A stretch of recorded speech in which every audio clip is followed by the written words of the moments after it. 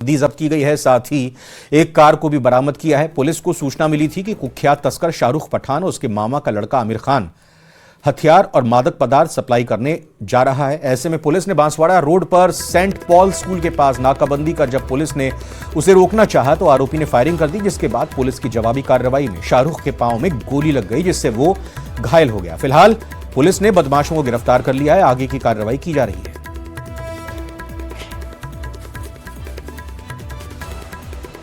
पे हमारे को सामने आया कि उसने देवल्दी गांव के गुल बादशाह से उसने एमडी लेना उसने बताया था, तो तुरंत उसी पे रातों रात एसएचओ रठांजना, दीपक कुमार और एडिशनल एसपी और इन सब के नेतृत्व में निर्देशन में हमने वहाँ पे रात में रेड करवाई।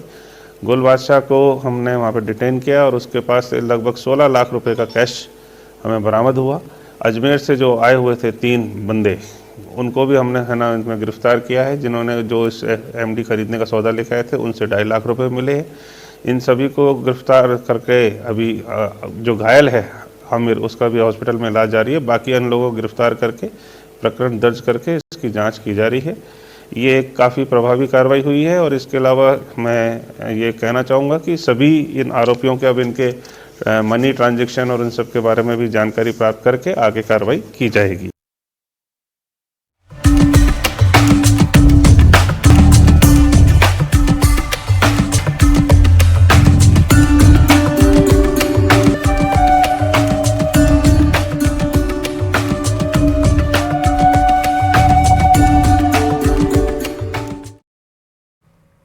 आज मकर संक्रांति का पावन पर्व है और ऐसे में देश भर में लोग धूमधाम हर्षोल्लास के साथ मकर संक्रांति मना रहे हैं। राजस्थान में मकर संक्रांति पर दान पुण्य का दौर जारी है। लोग मकर संक्रांति के महापर्व पर नदियों में आस्था की डुबकी लगा रहे हैं। आपको बता दें कि स्नान, दान और पतंगबाजी के लिए खास मकर संक्रांति का त्योहार जाना जाता है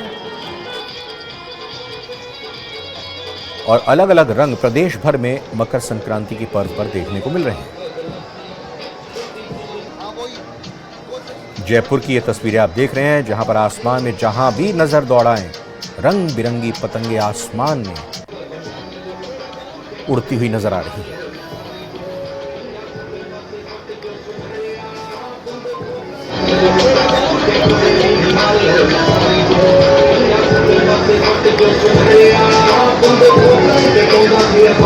पतंगबाजी का जश्न मनाया जा रहा है और भीलवाड़ा में ये संकट मोचन मंदिर विशेष पतंगों की थीम पर सजाया गया है। देखते ही ये सजावट बनती है। वहीं दौसा के आसमान में भी पतंगों का दौर लगातार सुबह से ही जारी है।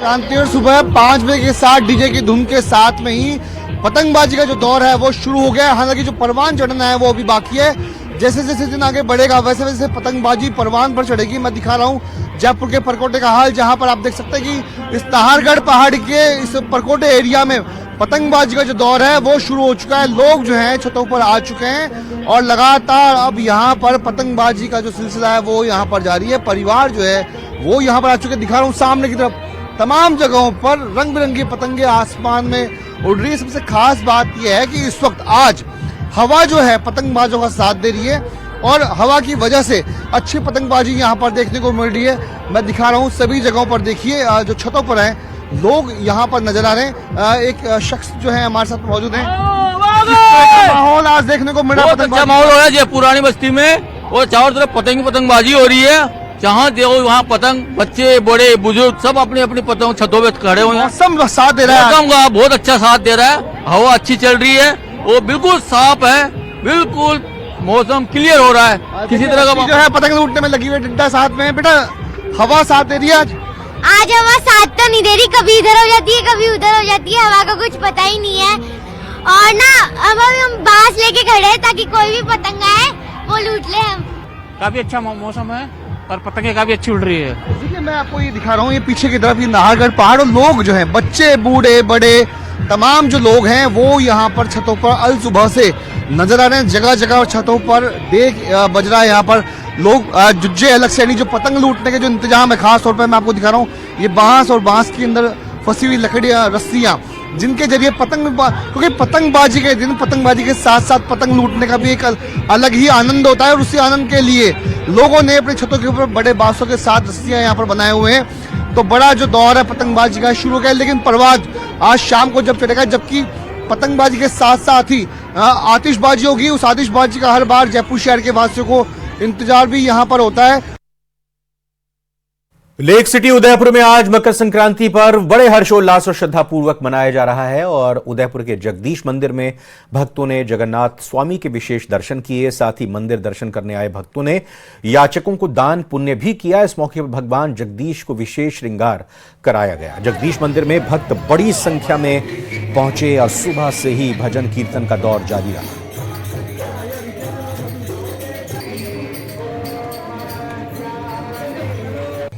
मकर संक्रांति का पर्व आज बड़े धूमधाम और हर्षोल्लास के साथ मनाया जा रहा है।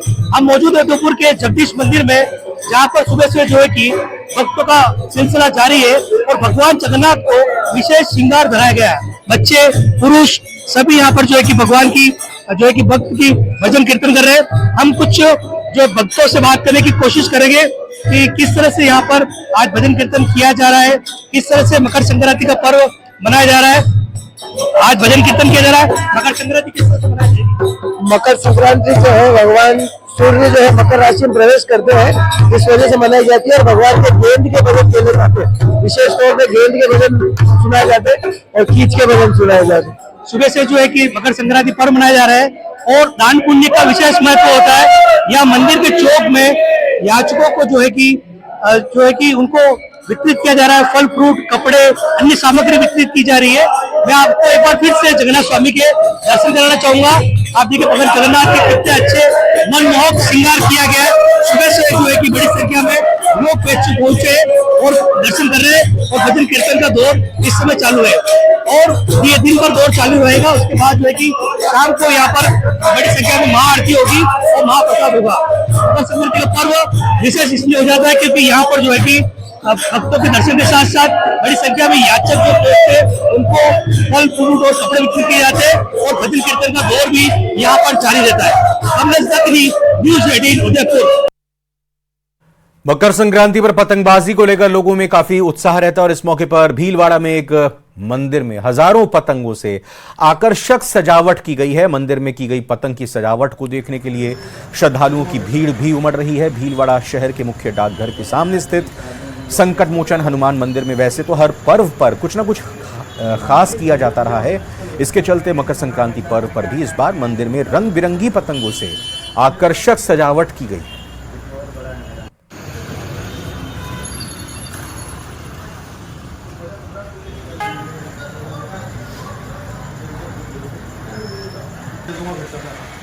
मकर संक्रांति का पर्व है और मकर संक्रांति के पर्व को संकट मोचन हनुमान मंदिर में खास तरीके से मनाया जा रहा है। मैं कहूंगा कि मेरा कैमरा सहयोगी आपको दिखाया कि किस प्रकार से पूरे मंदिर को पतंगों से सजाया गया है।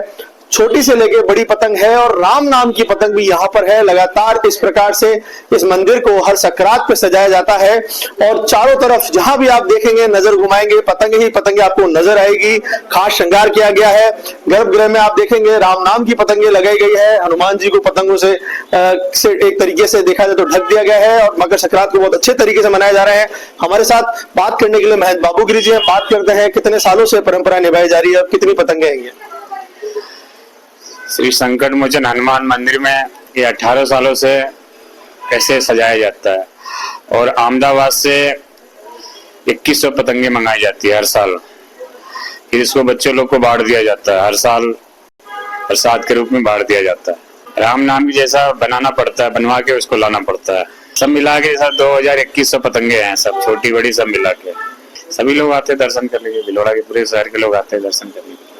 देखिए मैं दिखाना चाहूंगा, मेरे कैमरा से ऊपर दिखाया कि राम नाम की पतंग लगाई गई है। यहाँ भी राम नाम की पतंग लगाई गई है और छोटी छोटी सुंदर पतंग भी यहाँ पर लगाई गई है जो बच्चों का मन मोहती है। महंत बाबूगिरी जी के सानिध्य में इस प्रकार का श्रृंगार बालाजी को किया गया है और निज गृह में भी लगाई गई है। पूरे मंदिर में भी इस प्रकार की पतंगे लगाई गई है। अहमदाबाद से स्पेशल ऑर्डर देके पतंगे मंगाई जाती है। राम नाम की पतंगे मंगाई जाती है ताकि भक्त यहाँ पर पहुंचे और इन पतंगों को देखे। प्रसाद वितरण किया जाता है और उसके साथ ये पतंगों को भी प्रसाद के रूप में लोगों को और भक्तों को वितरण किया जाता है। वीडियो जर्नलिस्ट संतोष सराठी के साथ राहुल कौशिक, न्यूज 18 भिलवाड़ा। दौसा जिला मुख्यालय पर मंगलवार को मौसम पूरी तरह से साफ है। हालांकि सुबह 6:30 बजे हल्का कोहरा था, लेकिन 7 बजे बाद ही कोहरा पूरी तरह छंट गया और मौसम साफ होने के कारण लोग छतों पर आ गए और पतंगबाजी का दौर शुरू हो गया। राजधानी जयपुर के बाद दौसा में पतंगबाजी का जबरदस्त क्रेज देखने को मिलता है और यहां छतें भरी रहती हैं और सड़कें सूनी हो जाती हैं। ऐसे में इस वर्ष भी मकर संक्रांति पर लोगों में जबरदस्त उत्साह देखने को मिल रहा है। जैसे जैसे दोपहर और शाम का समय आएगा, वैसे वैसे आसमान में पतंग की संख्या में कई गुना बढ़ोतरी होगी। आज मकर संक्रांति का त्योहार है और हम सुबह से ही एंजॉय कर रहे हैं। काफी अच्छा मौसम भी हो रहा है और सुबह के 7 बजे से हम छत पर हैं और खूब ही मजे ले रहे हैं। मकर संक्रांति पर पूजा पाठ और दान का विशेष महत्व होता है। आज दिन भर पतंगबाजी का भी जुनून लोगों के सिर चढ़कर बोलता है। कोटा में कैथुनी पोल इलाके के संतोषी माता मंदिर पर हनुमान मंदिर में पतंगों के साथ सजावट की गई है। पतंगबाजी का भी महत्व है तो पूरे मंदिर में अलग अलग रंगों की पतंगे लगाई गई हैं। भगवान को भी पतंग चढ़ाई गई हैं।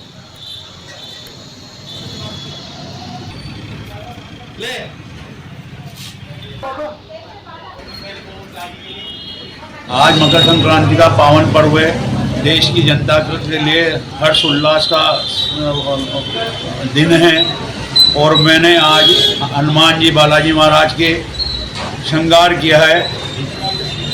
पूरी देश की जनता के खुशहाली के लिए मैं कामना करता हूं बालाजी महाराज से कि पूरी देश की जनता खुश रहे और देश खुशहाल हो, देश प्रगति करे।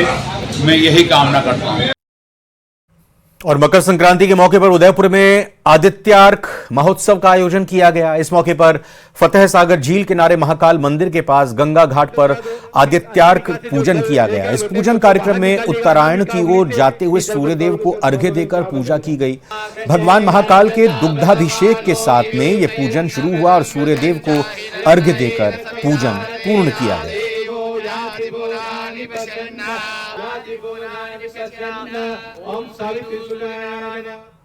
टोंक के आवा गांव में मकर संक्रांति के मौके पर पारंपरिक दड़ा खेल का आयोजन होता है। अजब गजब और इस अनोखे खेल में 80 किलो वजनी कपड़े और जूट की गेंद को ग्रामीण पांव से धकेलते हैं। आसपास के 12 से ज्यादा गांव के लोग 2 टीमों में बंट जाते हैं। उत्साह और उमंग के साथ मकर संक्रांति को इस खेल का आयोजन होता है। वहीं गेंद की दिशा से आगामी साल की भविष्यवाणी होती है। ग्रामीण पुरुष इस खेल में शामिल होते हैं, वहीं बच्चे, बुजुर्ग, महिलाएं अनोखा खेल देखने के लिए इकट्ठा होती हैं।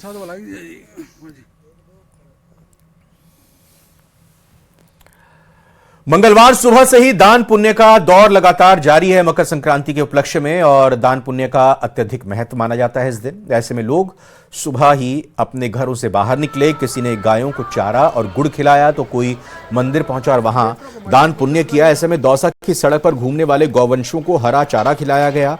वहीं गौशाला में जाकर भी गायों को चारा और गुड़ खिलाया गया। इसके अलावा मंदिरों में दान पुण्य का दौर देखने को मिल रहा है।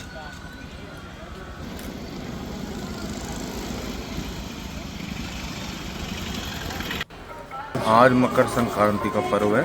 आज का दान पुण्य बहुत ही महत्व रखता है। गायों को, सभी को गायों ये गुड़, दाना, चारा खिलाना मकर संक्रांति में महत्वपूर्ण कार्य है। मकर संक्रांति के पर्व पर दान पुण्य का खास महत्व है और इसके चलते अलग अलग मंदिरों में लोग दान पुण्य करने के साथ ही भगवान का आशीर्वाद लेने के लिए पहुंच रहे हैं। अजमेर में कई कार्यक्रम आयोजित किए गए हैं। वहीं धार्मिक नगरी पुष्कर में सुबह से ही लोग पवित्र पुष्कर सरोवर में आस्था की डुबकी लगाने के लिए पहुंचे, जहां भीषण सर्दी और कोहरे के बीच कई लोग 52 घाटों पर डुबकी लगाते हैं और पूजा अर्चना करते देखे गए। सुबह से ये सिलसिला शुरू हुआ जो लगातार जारी है।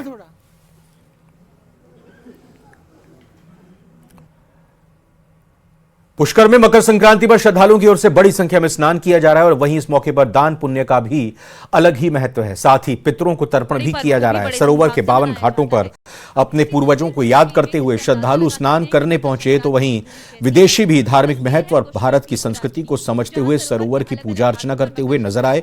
52 घाटों पर हजारों की संख्या में श्रद्धालु आस्था की डुबकी लगाने के साथ ही अपने पितरों को तर्पण करने पहुंचे। शास्त्रों के अनुसार मकर संक्रांति से सूर्य उत्तरायण में आ जाते हैं और इसके साथ से ही 1 महीने से चल रहे मल मास का समापन और शुभ कार्य की शुरुआत भी हो जाती है। सूर्य उत्तरायण होने पर धार्मिक स्थलों में जमकर दान पुण्य होता है। तमिलनाडु में इसे पोंगल नामक उत्सव के रूप में मनाते हैं, जबकि कर्नाटक, केरल, आंध्र प्रदेश में इसे संक्रांति ही कहते हैं। मकर संक्रांति पर्व को उत्तरांचल कुमाऊं क्षेत्र में उत्तरायणी भी कहते हैं। सरोवर में देश भर से आए श्रद्धालु ने आस्था की डुबकी लगाकर पुण्य लाभ कमाया।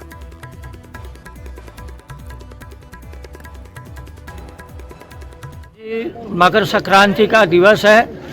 आज के दिन सूर्य नारायण भगवान जो है उत्तरायण में आ गए हैं। आज से सारे मांगलिक कार्य आरंभ हो गए हैं, क्योंकि मलमास की वजह से 1 मास तक सारे शुभ कर्म जो होते थे, विवाह, यज्ञोपवीत इत्यादि, वो कर्म नहीं किए जाते हैं मल मास में। तो मल मास समाप्त होकर के और सूर्य नारायण उत्तरायण में आने से सारे मांगलिक कार्य आज से आरंभ हो जाते हैं। आज मकर संक्रांति है और सूर्य उत्तरायण में आ गए हैं। उत्तरायण पर्व मनाया जाता है। 6 महीने दक्षिणायन में सूर्य भगवान रहते हैं और 6 महीने उत्तरायण में रहते हैं। तो आज से भगवान सूर्य मकर राशि में प्रवेश कर गए और सूर्य उत्तरायण में है। अलवर के गिरिराज गीतानंद शिशु चिकित्सालय में नर्सिंग कर्मी और मरीज के परिजनों के बीच हुए विवाद का एक वीडियो वायरल हो रहा है और इस वीडियो के सामने आती अस्पताल प्रशासन में हड़कंप मच गया और अब इस मामले को दबाने की कोशिश की जा रही है। दरअसल 11 जनवरी को आईएमए हॉल में चल रही पीएमओ नर्सिंग कर्मियों की मीटिंग के दौरान एक वीडियो सामने आया है, जिसमें प्रमुख चिकित्सा अधिकारी डॉक्टर सुनील चौहान एक घटना का जिक्र करते हुए महिला को पीटने पर नर्सिंग कर्मियों को बधाई दे रहे हैं। वीडियो सामने आती ही डॉक्टर सुनील चौहान ने इस पर सफाई दी, जबकि महिला ने नर्सिंग कर्मियों के साथ मारपीट करने से इनकार कर दिया और यह भी कहा है कि मैंने उदयपुर की घटना का कोई जिक्र नहीं किया और ना ही मैं उस घटना के बारे में जानती हूं।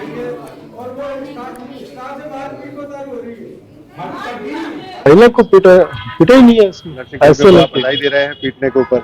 नहीं, ऐसे कुछ नहीं। वो आपका ही वीडियो लगा था, गलतफहमी है मन से। आप मुझे लगता है कि गलतफहमी हो गई है। कोई चीज उससे रिलेटेड नहीं था, वो कोई अलग चीज थी। नहीं सर, वह झूठ बोल रही थी। सुबह 8 बजे का टाइम था। मैं दूध लेके जा रही थी, बच्चे को अंदर से बुलाई, उन्होंने फोन किया था तो तब उन्होंने गाड़ी रोकी। उन्होंने कह रहा कभी मत जाओ और जा रहा। मैंने कहा अंकल थोड़ा सा जाने दे। उसने फिर कुछ ना कही, वो जा रहा तो मैं साथ चली गई। फिर पीछे से हल्ला करता करता आया, फिर भीतर ही जो गई और